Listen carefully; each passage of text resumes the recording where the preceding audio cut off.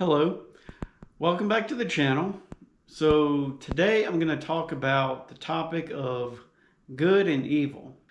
So there are two ways of looking at good and evil. The right brain, which is the intuitive way of looking at it, or the left brain, which is the analytical way of looking at good and evil. Because of this, I'm going to make two videos. This video is going to be about the right brain, or the intuitive way of looking at good and evil.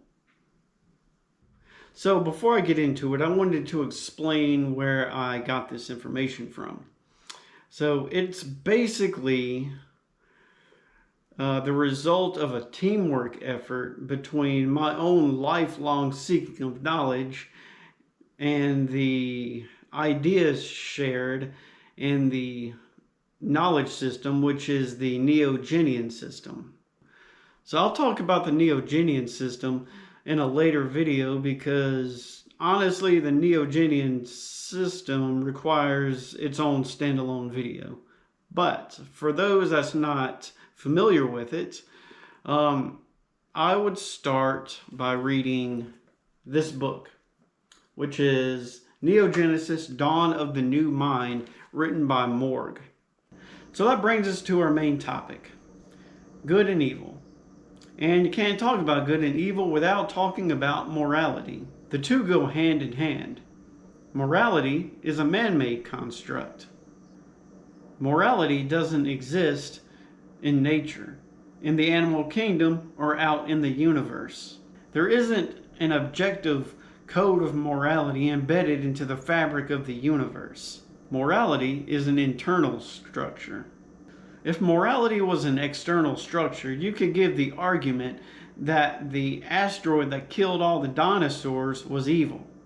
Did you know that whenever a dominant lion takes over a pride, that lion will often kill the cubs from the previous male lion? The dominant lion is not evil. It's just doing what its instincts tell him to do.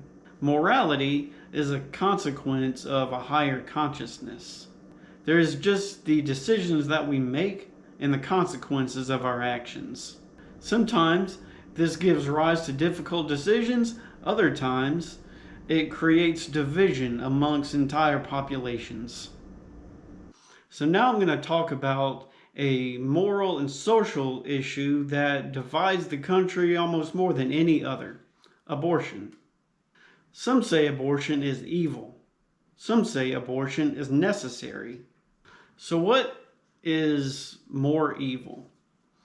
Forcing a woman to go through with a pregnancy that she's not financially and mentally prepared for, forcing the child into foster care where they might potentially age out or hope that a family comes along that wants them, or allowing the woman to make the responsible decision not to go through with a pregnancy, possibly endangering a child's life.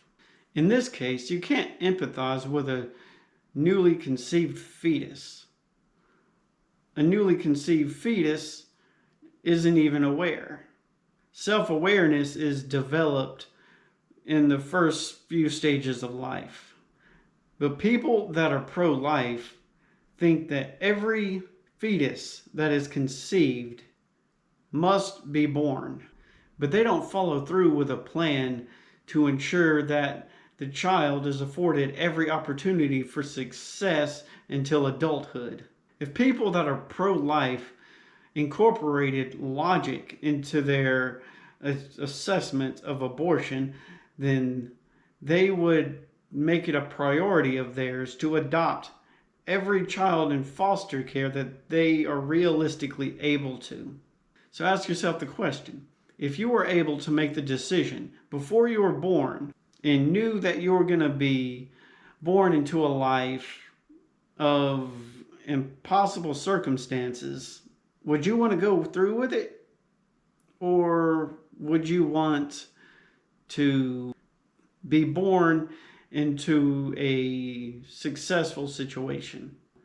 But there is the chance that the child will be put into foster care and be adopted by a loving family and go on to live a successful life.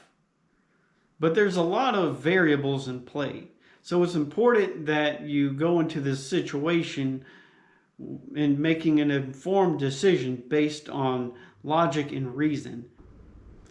So here's a thought experiment. A witness sees a man breaking into a horse stable, stealing a horse, and riding away with it. After what he just saw, he alerts the authorities, and the horse thief is arrested and goes to jail.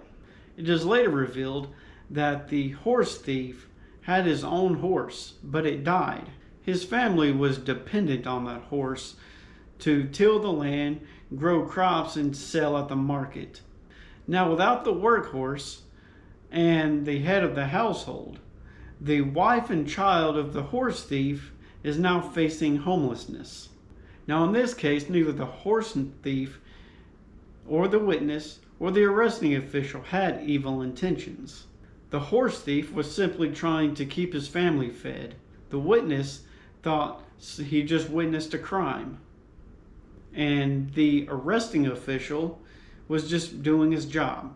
But from the perspective of the witness and the arresting official, the horse thief was demonstrating evil behavior. So let's shift our focus now to two people. One is considered one of the most evil men in the world, and the other one is considered righteous by the very religious, very Christian people. So the first person is a German guy with a little small mustache, and he didn't like Jews very much. As a matter of fact, he wiped out 6 million of them. Most people would agree that that is very evil. But there were people that served under him that believed in his cause. And there are still people today that believe that this dictator was justified. But here's an interesting fact. Did you know that during the bombing of Hiroshima and Nagasaki, there were tens of thousands of innocent civilians that were killed in that process? And between the times that the first settlers landed in America in about the year 1900, about 9.7 million Native Americans were wiped out. So no one is really innocent in this story. But on the other end of the spectrum, we have the Pope, which all Christians think that the Pope is second to God himself. And the Pope believes that he is saving humanity from the clutches of sin and eternal damnation. But there is a lot of people that believe that the Pope is helping cultivate a slave mentality, forcing people to look outside of themselves for salvation and the answers to the meaning of life, which effectively steals the power away from the individual and gives it to somebody else, leaving the individual person with a slave mentality. Another interesting fact. Did you know that the Church of Jesus Christ of Latter-day Saints has a net worth of $265 billion? That's a lot of food and a lot of housing for people in unfortunate situations. Just saying. So, in conclusion, what do you think is the most good or the most evil? Pro-life or pro-choice? Who do you think is evil or good? The horse thief? The witness? The approving authority? Schmittler? The Pope? The answer is none were good and none were evil. Each person does what they feel is the right thing to do. What is true in your heart is the life that you will live. With the exception of maybe the person that was pro-choice, all of these people have something in common.